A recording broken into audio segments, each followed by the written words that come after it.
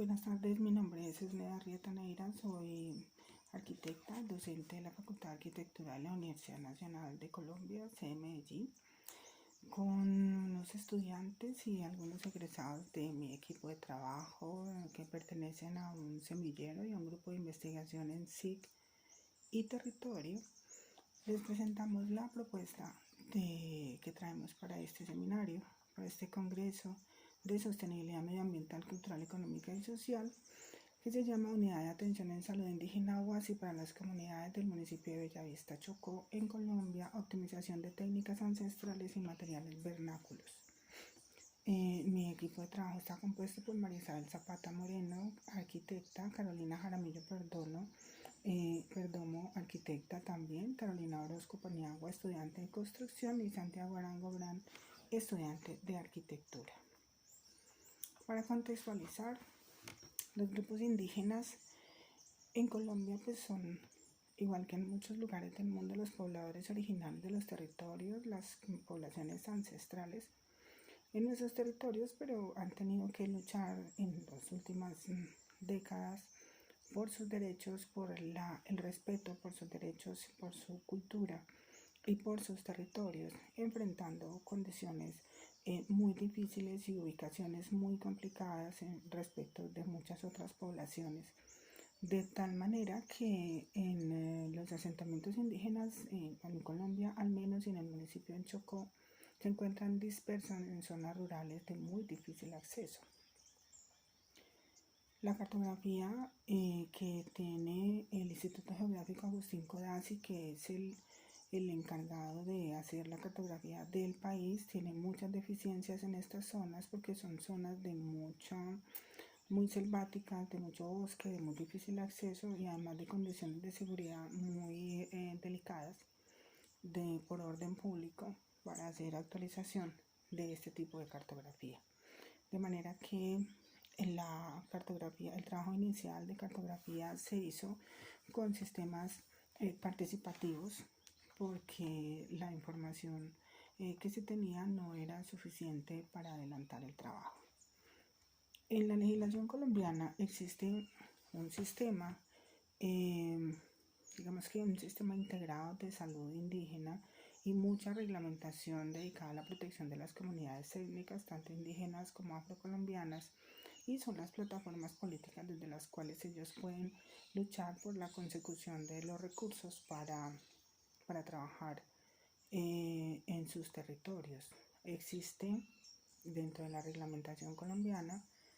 una organización que es la mayor organización indígena en el país, que es la Organización Nacional Indígena de Colombia, ONIC, que tiene 5 conceptos fundamentales con los cuales ellos organizan la distribución de sus poderes o de sus fuerzas, de su organigrama social, y son la defensa de la unidad, el territorio, la cultura, la autonomía y el gobierno propio. En medio de esas 5 condiciones de vida, de esos 5 conceptos fundamentales para sus condiciones de vida, existe una Consejería de Medicina Tradicional y de Salud Occidental, que es la que lidera la construcción, consolidación y operativización del Sistema Indígena de Salud Propia e Intercultural, SISPI, por sus siglas en español,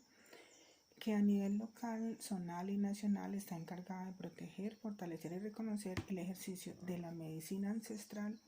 como eje transversal y orientador de los componentes del SISPI, pero haciendo el enlace con la medicina convencional, con la medicina occidental, para ayudar a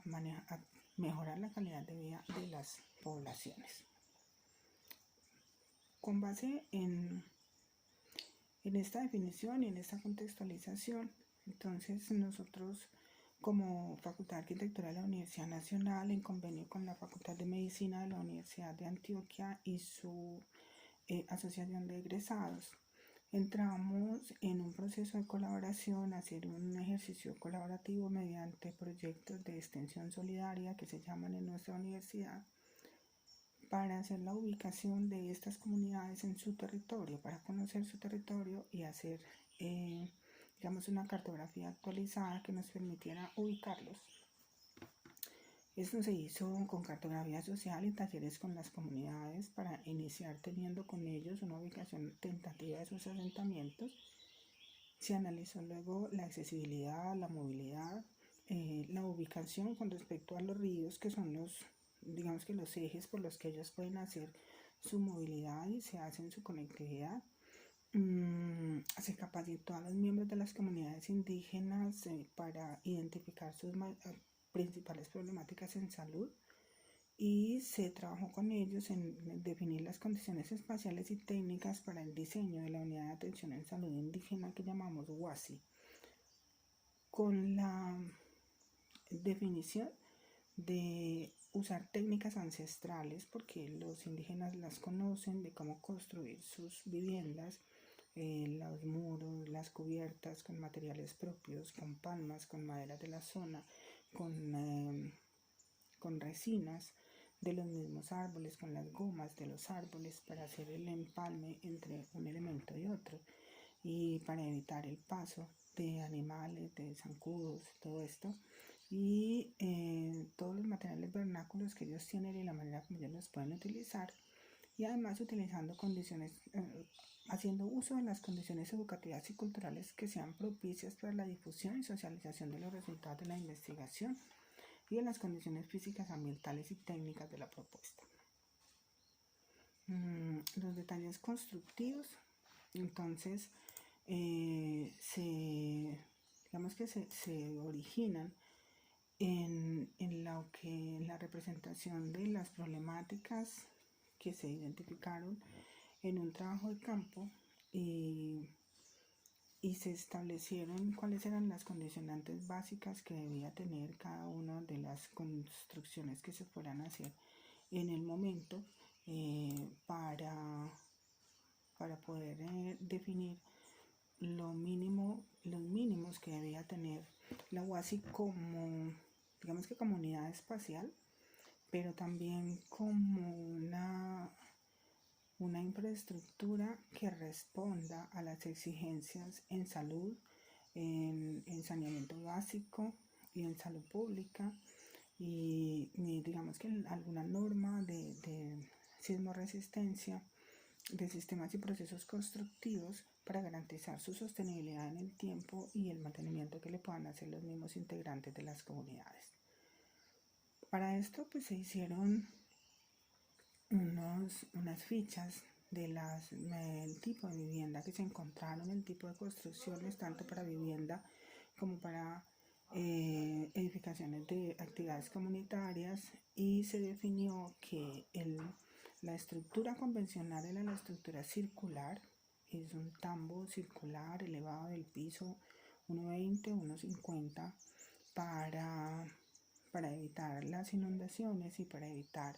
el paso de los animales rastreros que pudieran ingresar y una cubierta en palma, una sola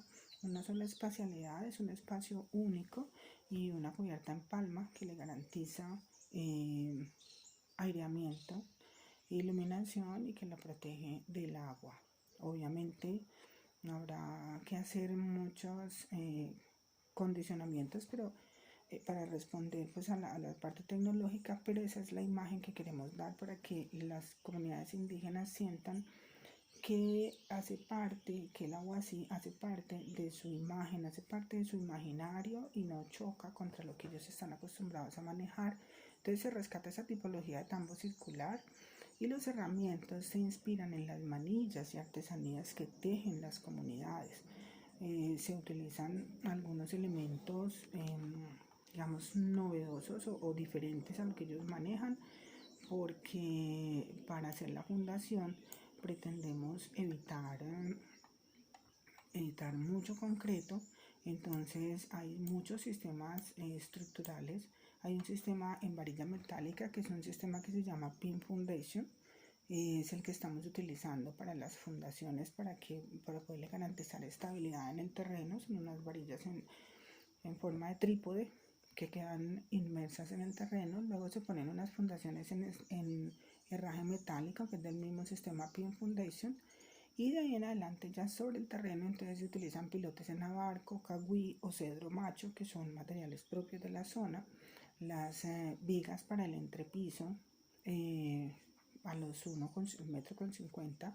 se utilizan vigas en zapán, chingalé o perillo, y digamos, el piso se hace en cagüí, guaymaro, bálsamo o algarrobo, que también son muy de la zona. Para continuar en las estructuras, en la subestructura, la estructura entonces la continuamos con unas columnas en zapán y en perillo. Las alfardas de la cubierta se trabajan en chingalé o en perillo. La estructura de cubierta puede ser en guadua, puede ser en hojas de perillo, en ramas de chingalé. Se deja una ventilación en guadua, perillo o chingalé, y las alfardas de la cubierta superior de ventilación se hacen en chingalé o en perillo, tratando de utilizar los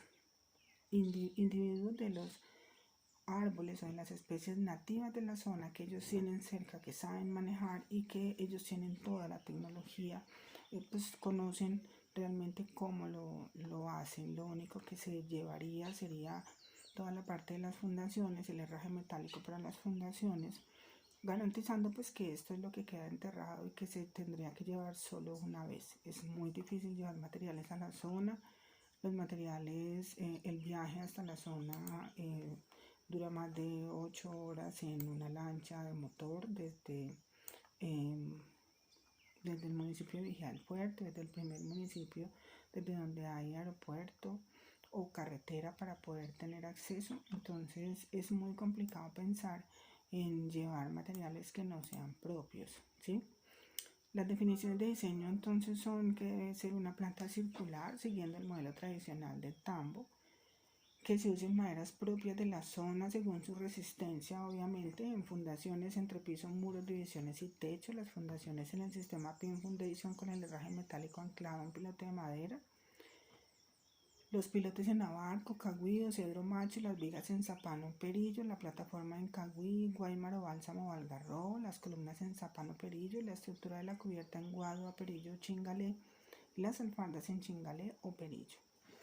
La plataforma estará elevada 1,50 m. Eso nos ayuda a combatir inundaciones y a evitar animales rastreros, además de facilitar el paso del aire. La altura mínima del enrase es de 2,50 metros, con techo en hojas de palma, con ventilación superior y utilizando lonas para recoger todos los elementos que puedan caer, lonas que serán limpiadas y vaciadas permanentemente, pero que son telas, que pueden ser las mismas telas que los indígenas tejen, para garantizar pues las condiciones de asepsia y la limpieza y la seguridad en los procedimientos que se realicen. Las paredes se harán en elementos de madera verticales de secciones muy pequeñas para facilitar la curva, que serán siempre selladas con las resinas que producen los árboles. La estructura del techo se afianzará en columnas que nacen en las fundaciones y que ayudan a definir las divisiones internas para las diferentes espacialidades que se necesitan para hacer la clasificación, la atención, la dispensación de elementos, el aseo y digamos que los espacios para el personal médico cuando lo haya. Es necesario hacer recolección y reutilización de agua lluvia con canoas y tanques recolectores para los puntos húmedos que es necesario tener. Hacer un muy buen manejo de aguas residuales y disposición final de residuos sólidos, y además tener un espacio para la incineración de los residuos hospitalarios,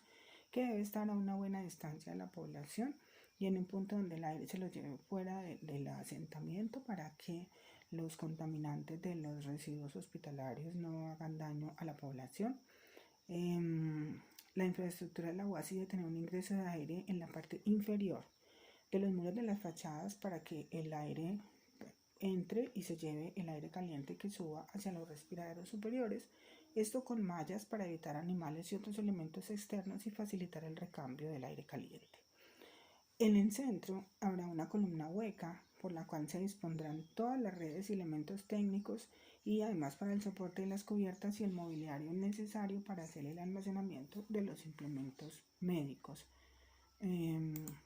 Como ven, es una estructura muy sencilla,